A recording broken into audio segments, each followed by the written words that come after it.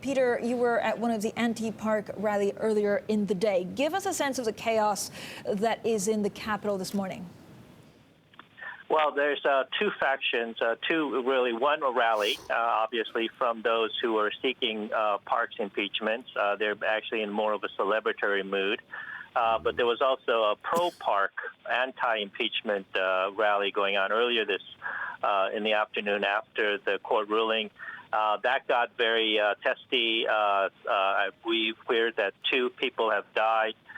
It got relatively violent, although it was not as big as the anti-Park rally. It showed the sort of the division that is happening in this country. Peter, who will succeed her? I'm sorry?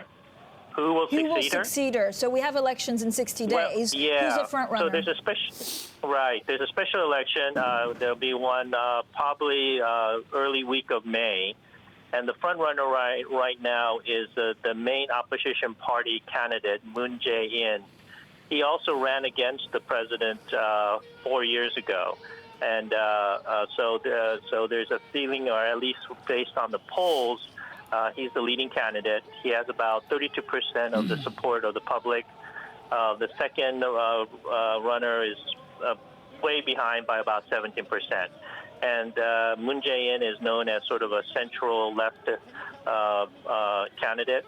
And so it's kind of reflective of the pendulum swing that's happening here from the conservative to the more of the liberal side. Peter, one final question in your Friday evening. Is this a generational change for Korea? Is it another day of turmoil and you move on to some new regime? Or is it truly the end of an era for the conservatives in Korea?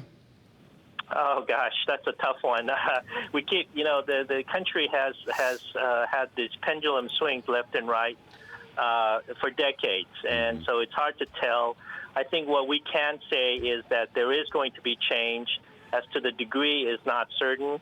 I mean, this has raised a bunch of calls for significant, strong calls for reforming, for example, the chaebol, the family-run conglomerates, and creating a more fair governance system. There's also for reforming the government system. I think there's particularly for the new generation of younger folks, there's this feeling that this cozy relationship between government and big businesses needs to end. Okay. And so the movement is going on.